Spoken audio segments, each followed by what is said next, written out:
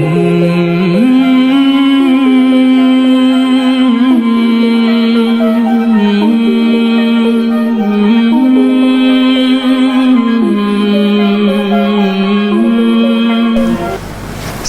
warahmatullahi wabarakatuh.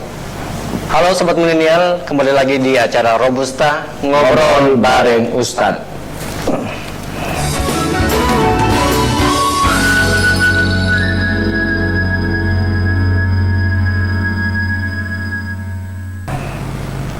Ya, Sobat Milenial, pada hari ini kita berjumpa kembali di acara Robusta, dan kali ini saya sudah ditemani oleh narasumber kita, yaitu Ustadz Robi Ibrahim.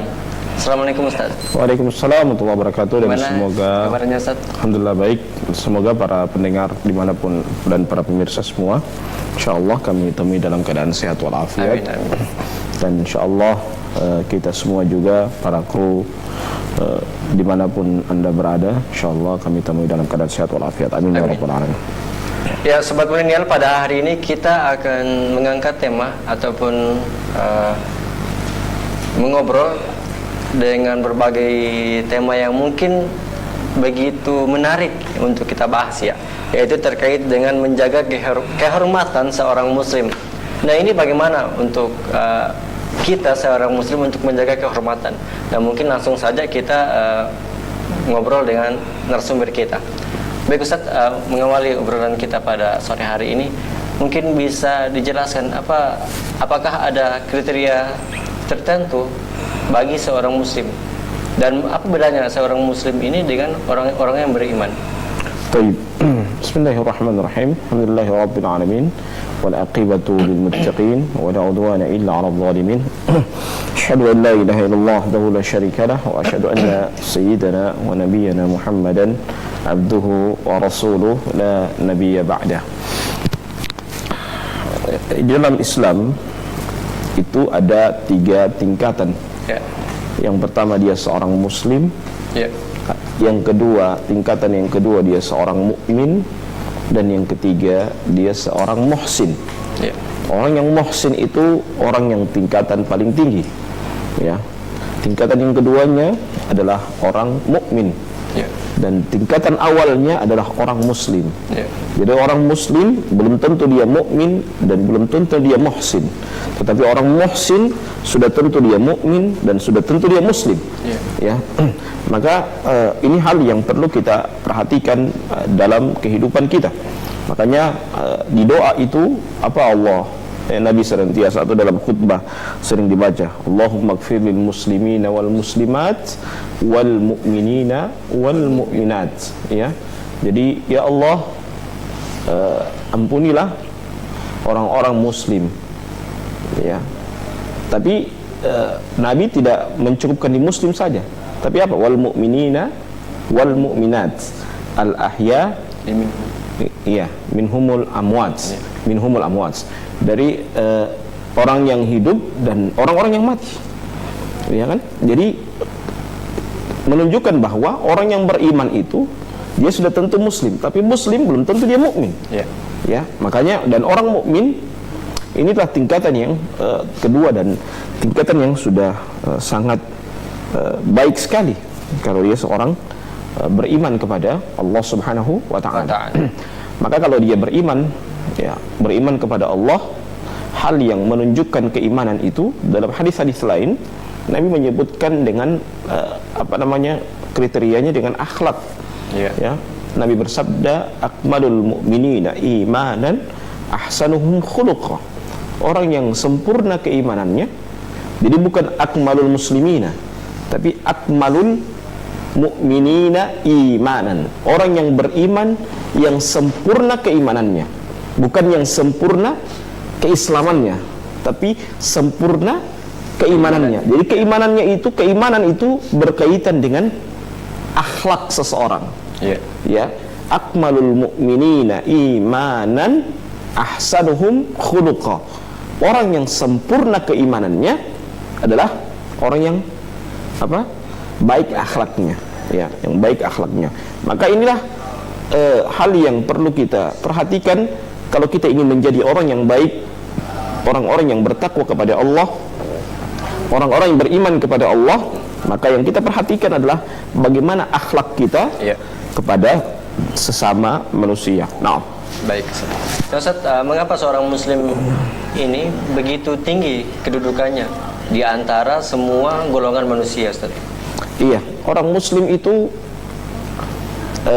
sebuah kehormatan besar. Bahkan Nabi bersabda, la zawalul dunya khairum min qatlil muslim. Ya, hancurnya dunia itu lebih baik daripada terbunuhnya satu orang muslim. Bayangkan, Nabi memberikan analogi hancurnya dunia itu lebih baik daripada terbunuhnya satu orang muslim. Betapa mulianya, betapa terhormatnya orang-orang muslim tersebut. Saking apa? Saking terhormatnya itu Allah, Nabi memberikan kepada kita berbagai macam kenikmatan, dan kenikmatan itu adalah dengan kita menjadi seorang muslim. Ya, maka muslim ini orang yang sangat mulia di sisi Allah. Ya, dan Allah Subhanahu wa taala berfirman dalam Al-Qur'anul Karim, "Wa may yabtaghi ghairal Islam dinan fala yuqbala minhu wa huwa fil akhirati minal khasirin." Ya. Barang siapa yang mencari selain dari Islam, fala yuqbala minhu, maka Allah tidak akan terima. Wa huwa fil akhirati minal khasirin. Bukan hanya itu, tapi di akhirat itu mereka termasuk orang-orang yang merugi. Jadi muslim itu sebuah keindahan. Seorang muslim itu dia indah. Karena apa? Keindahannya terlihat dari bagaimana Allah Subhanahu wa taala mensyariatkan kepadanya, dan pensyariatan itu sebuah hal yang sangat luar biasa yang dimiliki oleh orang-orang muslim tersebut, yang mereka harus menjalankan perintah Allah Subhanahu wa taala. Naam. Ya, Ustaz, jadi apa saja kemudian kehormatan seorang muslim yang harus dijaga oleh sesama muslim lainnya? Baik. Nabi Muhammad SAW bersabda dalam sebuah hadisnya ketika Hajjatul Wada, Nabi bersabda, "Inna dima'akum wa amwalakum wa a'radakum haramun 'alaikum ka hurmati yaumikum hadha fi syahrikum hadha fi baladikum hadha." Sesungguhnya darah-darah kalian, harta-harta kalian, kehormatan-kehormatan kalian itu haram untuk kita tumpahkan. Jadi tidak boleh kita menumpahkan darah seorang muslim, ya. Harta pun demikian. Wa amwalakum wa a'radakum. Begitu juga kehormatan. Jadi tidak boleh kita menumpahkan kehormatan seorang muslim tanpa hak. Ya. Sibabul muslim fusukun wa qitaluhu kufrun. Bayangkan, ini salah satu bentuk Allah menjaga kehormatan seorang muslim. Kata Nabi apa? Sibabul muslim fusukun wa qitaluhu kufrun. Ya. Mencela orang muslim itu sebagai kefasikan, dan membunuhnya itu adalah sebuah apa? Sebuah penentangan. Ya. Jadi bayangkan betapa indahnya Islam menjaga kehormatan seorang muslim. Ya, saking terjaganya demikian. Bayangkan orang muslim, orang yang mulia di sisi Allah Subhanahu wa taala, sehingga ketika mereka berbuat satu kesalahan, Allah langsung maafkan. Ya, inna likulli bani adam khatta'un wa khairu khatta'ina at-tawwabun. Sesungguhnya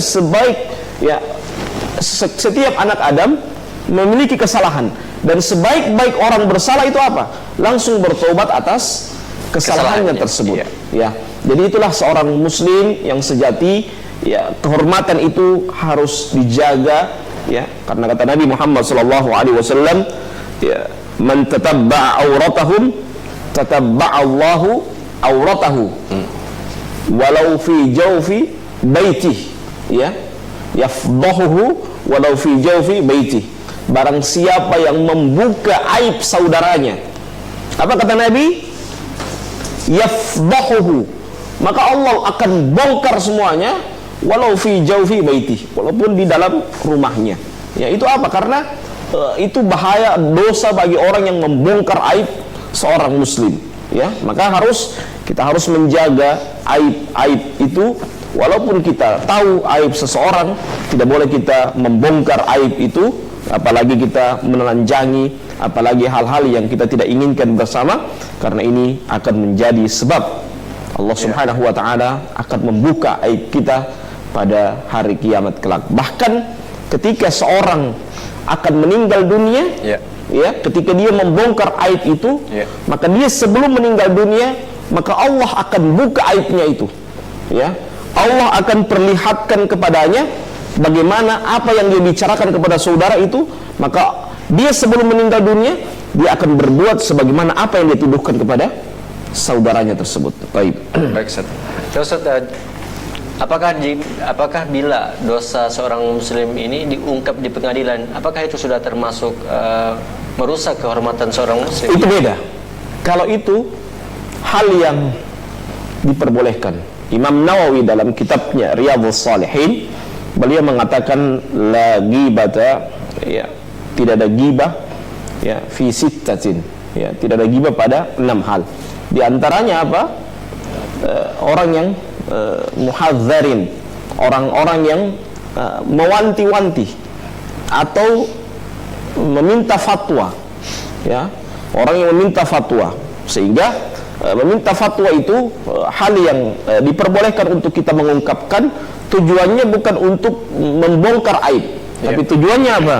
Ya, liyahlika man halaka an bayyinah wa yahya man hayya an bayyinah, agar binasa orang-orang binasa dengan penjelasan dan hidup orang-orang yang hidup itu dengan penjelasan. Jadi jelas, ya. Dan di pengadilan itu kata Nabi apa? Al-bayyinah 'alal mudda'i wal yaminu 'ala man ankar. Ya. Bukti bagi seorang penuduh, dan apa? Wal yaminu 'ala man ankar, dan sumpah bagi orang yang mengingkari. Baik. Bagaimana dengan orang yang menyebarkan kesaksian tentang aib seseorang di media sosial atau media massa? Ini seperti apa, Ustaz? Baik. Walaupun dia kesaksian, kalau tidak diminta itu tidak boleh. Kalau tidak diminta itu tidak boleh. Ya, itu sudah mengumbar sebuah ghibah. Itu tidak boleh. Jadi dia bersalah, dan ada uslub, ada cara untuk kita mengungkapkan sebuah kesalahan. Tidak boleh kita ungkap di medsos. Tidak boleh kita mencela, walaupun itu benar, walaupun dia pada posisi benar, ya. Kalau dia benar, faqad tabtahu, ya, maka sungguh dia telah menggibahi, ya, menggibahi, engkau telah menggibahinya, ya. Tapi kalau tidak benar, ya, faqad bahattahu, maka engkau telah menebarkan buhtan, berita yang bohong, fitnah kepada orang tersebut. Wallahu a'lam. Bagaimana dengan misalnya dua orang yang memang punya aib yang sama kedua-duanya, tapi satunya yang mengungkapkan. Satu yang mengungkapkan terus? Ya, ini satunya memberikan kesaksian ke media sosial ataupun hal di pengadilan dan sebagainya. Ini seperti apa? Tetap tidak boleh, ya. Walaupun dia benar, tidak boleh. Nanti di pengadilan baru itu. Ya. Jadi ada cara. Dalam Islam itu orang bersalah tidak boleh, sekalipun dia bersalah. Oke, taruhlah dia bersalah. Oke, 100% dia salah. Tapi apakah boleh kita menelanjangi dia di medsos seperti itu? Tidak boleh. Walaupun dia salah 100%. Ente tahu dia salah. Tidak boleh. Ini kehormatan seorang muslim. Dia memang salah, kita sepakat dia salah, tapi tidak boleh kita mengungkap itu tanpa kepentingan. Kalau punya kepentingan dan kita mau mengusut tuntas, nah itu lain perkara. Itu lain perkara. Jadi kita harus kita harus bahas secara maksimal pembahasan seperti ini. Baik. Nanti Ustaz kita lanjut di sesi berikutnya, kita akan jeda iklan dulu. Baik sobat milenial, jangan kemana-mana, tetap saksikan terus di Robusta Ngobrol bareng Ustaz. Ya, sobat milenial, kembali lagi di acara Robusta Ngobrol bareng Ustaz. Ya Ustaz, ada pertanyaan dari teman-teman pemirsa yang ada di rumah. Apa hukumnya memberi kesaksian palsu di pengadilan dengan tujuan menutupi aib saudara muslim? Baik, kesaksian yang palsu hal yang perlu juga kita Nabi mewanti-wanti syahadatuz zur, persaksian yang palsu. Jadi jangan sampai kita bersaksi dengan persaksian yang palsu seperti itu. Ya, Anda jangan sampai karena menutupi kesalahan Anda bersaksi, Anda berbohong dengan ribuan bohongan. Jangan.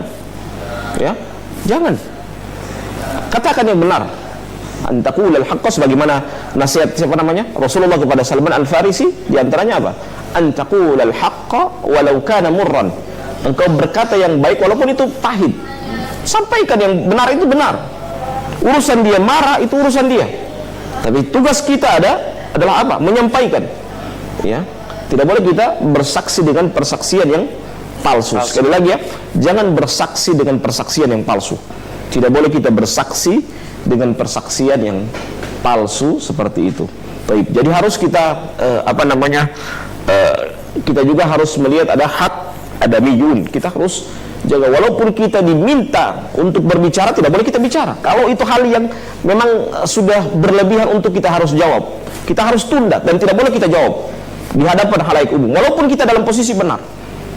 Karena apa? Kita menjaga kehormatan seorang muslim. Berarti meskipun ditanya kita harus ada hal yang harus kita jawab, ada hal yang harus kita diam, bukan tidak menjawab ya. Dan jangan juga persaksian palsu. Jangan karena menutupi kesalahan kita menjawab dan kita berbohong, jangan. Mendingan diam. Kalau diam itu artinya ada saatnya saya harus diam. Bukan berarti tidak mau mengungkap, tapi itu sudah terlalu berlebihan kalau saya jawab pertanyaan tersebut. Ya. Paham ya? Jangan Anda, kadang-kala kan orang kalau dia mau mengelak atau menutupi, jangan sampai dia mau berbohong. Jangan berbohong. Mendingan dia diam. Jangan berbohong. Kalau berbohong berarti jadi persaksian yang palsu. Iya. Kalau dia diam, itu artinya apa? Ada saatnya dia harus diam. Dan bukan berarti dia menyembunyikan kebenaran. Tapi apa? Jawaban yang dia mau keluarkan itu sudah terlalu berlebihan untuk dia ungkapkan. Baik.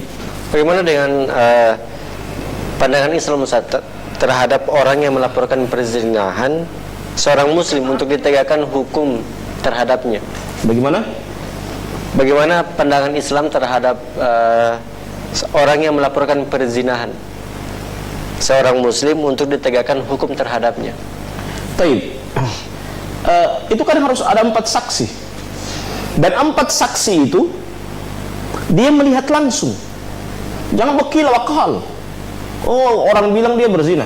Ente ini dari mana? 4 orang mana? 4 orang. Dia harus datangkan 4 orang saksi.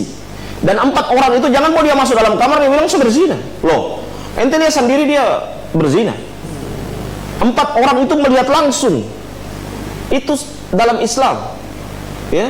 Jangan mau dia masuk dalam kamar ente asumsi so berzina orang itu kalau begitu ente orang mana mereka berzina. Ya. Itu ente punya kesimpulan loh. Jadi harus membutuhkan 4 saksi. Dan 4 saksi itu melihat langsung mereka berzina. Ya, bayangkan Islam sangat menjaga hal yang demikian. Bagaimana dengan video atau foto itu tidak masuk dalam kesaksian, misalnya dalam Islam itu tidak masuk. Apa itu?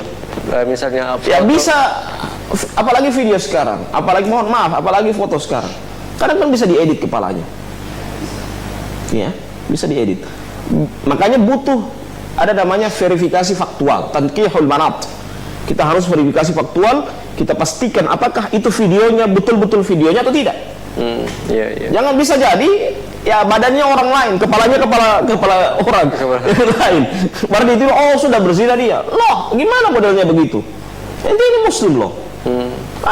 Hasil editan kemudian ente simpulkan bahwa dia berzina. Apalagi cuma foto. Foto kan bisa diganti, iya kan? Badan orang lain, kepala orang lain. Coba, syuf. Baru ente simpulkan berzina dia. Hasil editan baru ente menyimpulkan yang salah. Coba, siapa yang salah coba? Ya kan? Jadi harus kita kita harus pastikan. Itulah orang muslim itu demikian. Mereka sangat menjaga kehormatan ya orang muslim yang lain. Berhati-hati, ya. Berhati-hati, ya. Kata Nabi Muhammad SAW, barang siapa man qala li akhihi ya kafir faqad ba'a bihi ma ahaduhuma in kana kama qala wa illa har alaih. Barang siapa yang mengatakan kepada saudaranya wahai kafir, bukan cuma kafir, pezina, ya, dan lain-lain, ya, man qala li akhihi ya kafir faqad ba'a bihi ma ahaduhuma, maka dia akan kembali salah satu dari keduanya. In kana kama qala, kalau benar tidak apa-apa, wa illa har alaih, tapi kalau tidak benar tuduhan tersebut, maka akan kembali kepadanya. Hati-hati, jangan menuduh kepada saudara kita seperti itu, ya. Kalau tidak benar tuduhan tersebut, kata Nabi apa? Wa illa har alaih, kalau tidak benar tuduhan tersebut akan kembali kepada kita. Berarti harus punya 4 saksi dulu. Dan 4 saksi, dan 4 saksi itu lihat langsung, bukan cuma ambil kesimpulan, oh masuk di kamar berdua sama-sama. Ente lihat apakah dengan cuma kesimpulan masuk di kamar ente simpulkan oh mereka berzina. Oh nah, lihat langsung mereka sementara beradegan zina itu. 4 orang langsung melihat langsung. Tanpa 4 ini berarti kesaksiannya tertolak. Itu, taib. Baik, Ustaz. Nah, Ustaz, apa tindakan yang pantas bagi seseorang yang menyebarkan aib perzinahan tapi tidak mendatangkan 4 orang saksi ini? Ya, kalau tidak bisa mendatangkan 4 orang saksi, berarti dia dusta. Buhtanul azim. Ya, kedustaan yang besar. Dan ingat, itu akan dipertanggungjawabkan di hadapan Allah. Dan tidaklah dia mati, tidaklah dia meninggal dunia, kecuali apa yang dia tuduhkan kepada saudaranya itu dia akan lakukan sebelum dia meninggal dunia. Hati-hati. Taib. Baik, Ustaz. Apa pendapat Ustaz terhadap seorang muslim yang menceritakan aibnya sendiri, bahkan bangga dengan dosa-dosa masa lalunya? Ya, kata Nabi Muhammad SAW, kullu ummati mu'afan illa mujahirin. Seluruh umatku itu telah dimaafkan, kecuali apa? Mujahirin. Dia menampakkan dosanya. Tahu-tahu itu dosa, ente bangga loh. Ya, kadang bukan cuma berzina. Ya, kadang-kala dia minum miras. Oh, kalau Pak Reza minum tidak lantai. Kalau saya minum lantai. Dia bangga. Coba bayangkan. Kalau saya minum lantai, kencang. Dia bangga dengan dia minum miras. Itu apa? Mujahirin. Dia bangga dengan dosanya. Ya. Kan kalau orang begitu kan, kalau ente minum berabu-rabu tidak laki-laki ente, tapi kalau ada minum memang asli, ya sampai lantai, ya berarti dia bangga dengan dosanya tersebut. Baik, Ustaz. Nah, Ustaz, jika dikatakan menceritakan aib seseorang itu, seorang muslim itu adalah dosa, nah bagaimana dengan orang yang mendengarkan infotainment ataupun informasi yang ada di media sosial tentang aib seorang muslim ini? Taib. Kata Allah Subhanahu wa taala dalam Al-Qur'an Karim, ya ayyuhalladzina amanu in ja'akum fasiqun binaba'in fatabayyanu an tusibu qauman bijahalatin fatusbihu ala ma fa'altum nadimin. Kata Allah apa? Wahai orang-orang yang beriman, in ja'akum fasiqun binaba'in fatabayyanu, apabila datang kepada kalian orang yang fasik membawa berita, apa kata Nabi? Kata Allah, fatabayyanu dalam surah Al-Hujurat ayat 6. Hendaklah kalian tabayyun, mengklarifikasi, tidak langsung menyimpulkan. Kenapa demikian? Sambungan ayatnya, antusibu qauman bijahalatin fatusbihu ala ma fa'altum nadimin. Bisa jadi dengan engkau tidak tabayyun, tidak mengklarifikasi, menyebabkan apa? Engkau akan menyesal dengan kesimpulan yang engkau dapatkan dari berita yang salah. Ya. Dan kata Nabi Muhammad SAW apa dalam hadisnya? Kafa bil mar'i kadziban ay yuhadditsa bi kulli ma sami'a. Cukuplah seseorang itu dikatakan pembohong, pendusta ketika dia berbicara apa yang dia dengar. Maksudnya dia mendengarkan tanpa tabayyun. Ya. Dia mendengarkan tanpa tabayyun, tanpa mengklarifikasi. Maka hidup ini kita harus butuh klarifikasi. Iyyakum wadh-dhon fa inna dhanna akdzabul hadits. Berhati-hatilah kalian dengan persangkaan, karena persangkaan itu adalah sedusta-dustanya perkataan. Apalagi kita mendengarkan baru kita sebarkan lagi ke teman-teman. Kafa bil mar'i kadziban. Dikatakan dia pembohong. Nabi yang bilang, bukan saya yang bilang. Nabi yang bilang, dia termasuk pembohong. Ya, kafa bil mar'i kadziban ay yuhadditsa bi kulli ma sami'a. Ya. Ketika dia mengucapkan, dia berbicara setiap apa yang dia dengar tanpa mengklarifikasi. Ustaz, kita pending dulu, nanti kita akan lanjutkan setelah yang berikut ini. Baik, Sobat Milenial, jangan kemana-mana, tetap saksikan terus di Robusta, ngobrol bareng Ustaz. Ya, Sobat Milenial, kembali lagi di acara Robusta, ngobrol bareng Ustaz. Ya, Ustaz, pertanyaan berikutnya lagi, apakah dengan membuka aib seorang muslim mungkin bisa berakibat bahwa terungkapnya juga aib kita? Itu kata Nabi jelas, man tatabba'a auratahu tatabba'allahu auratahu. Ya, bahkan dalam hadis, dalam sambungannya, yafdahuhu walau fi jawfi baiti. Jadi barang siapa yang membuka aib saudaranya, maka Allah akan buka aibnya, ya, walaupun di sudut rumahnya, ya, walaupun di sudut rumahnya. Yang kedua, ya, tidaklah dia meninggal dunia kecuali apa? Allah akan berlakukan atau dia akan berbuat apa yang dituduhkan kepada saudaranya itu, ya, dia akan lakukan itu sebelum dia meninggal dunia. Ya, saya dia tuduh berzina, jadi sebelum dia meninggal dunia, dia berzina dulu sebelum dia meninggal dunia. Sebagaimana yang dia tuduhkan kepada saudaranya tersebut. Baik, Ustaz. Nah, bagaimana cara menghapus dosa ghibah dan fitnah? Caranya banyak diam. Yang pertama, ya, man kana yu'minu billahi wal yawmil akhir falyakul khairan aw liyasmut. Barang siapa yang beriman kepada Allah dan hari akhir, hendaklah dia diam, berkata yang baik atau diam. Jadi dua pilihan itu, berkata yang baik atau diam. Jangan yang ketiga, yang keselia berapa, ya. Oh, ingin apa, updating, saya ini update, tapi fitnah semua. Ini bahaya orang seperti ini, ya, memperlihatkan dia superhero. Superhero-nya apa? Tukang fitnah orang, tukang menelanjangi aib orang, ya. Kesimpulan-kesimpulannya kesimpulan yang mentah. Ini bahaya orang seperti ini, suka menelanjangi aib orang. Ya, maka orang seperti ini, jadi kalau cara dia bertobat, dia harus diam, ya, banyak diam dan banyak istighfar. Nabi saja beristighfar 70 sampai 100 kali, ya, ente beristighfar berapa kali? Jadi usahakan kalau kita beristighfar, ya, istighfar yang betul-betul istighfar. Ya, Nabi saja sekelas Nabi itu 70 sampai 100, ente berapa kali ente dalam sehari? Jadi usahakan istighfar kita banyak, ya, supaya kita benar-benar kalau kita gibah, dan kalau kita bergibah itu juga cara kita harus minta maaf kepada orang yang kita fitnah dan kita gibahi. Ya, jangan ente mengaku benar, oh kita yang benar, dia yang salah.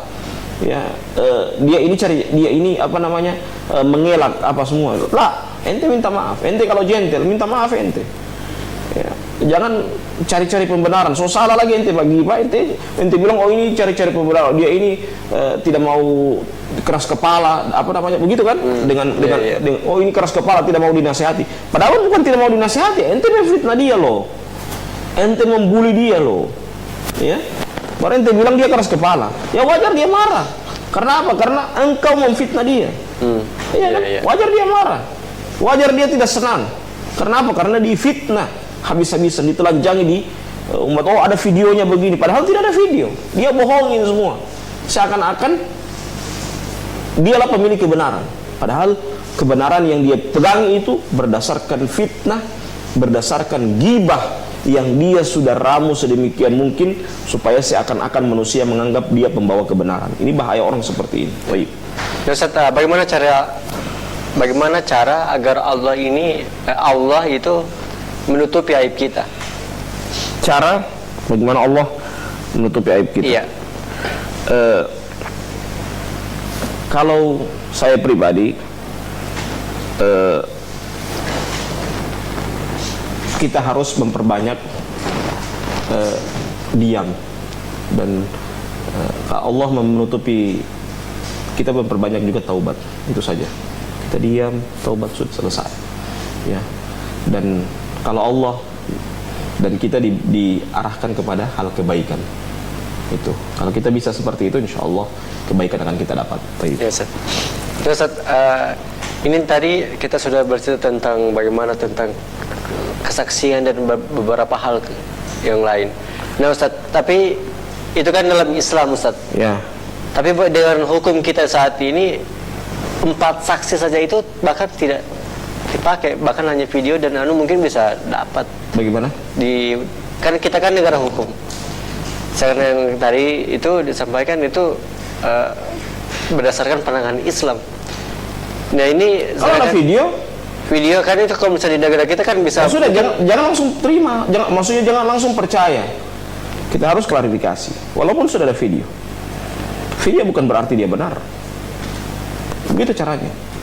Jangan berarti emang kalau soal video betul 100% dia.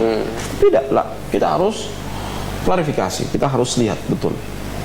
Ya, itu orang muslim, hati-hati dalam melangkah, dalam bersikap. Ustaz, berhubung kita sudah berada di penghujung waktu Ustaz, ya. Mungkin dari Ustaz ada pesan untuk sobat milenial yang ada di rumah. Ya. Kalau saya pribadi berharap kepada kita semua untuk senantiasa menjaga, dan nasihat Allah dan nasihat Nabi Muhammad SAW, man kana yu'minu billahi wal yawmil akhir falyaqul khairan aw liyasmut. Barang siapa yang beriman kepada Allah dan hari akhir, hendaklah dia berkata yang baik atau diam. Itu saja. 2 itu yang diberikan oleh Nabi. Ya, sehingga kita tidak menjaga, kita senantiasa menjaga kehormatan seorang muslim. Taib. Allahu a'lam bishawab.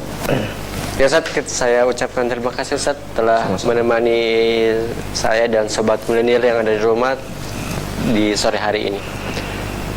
Baik sobat milenial, usai sudah perjumpaan kita pada sore hari ini. Tetap saksikan terus Robusta ngobrol bareng Ustadz setiap hari Rabu dan Jumat sore di Mimoza TV. Saya Reza Saad pamit undur diri. Assalamualaikum warahmatullahi wabarakatuh.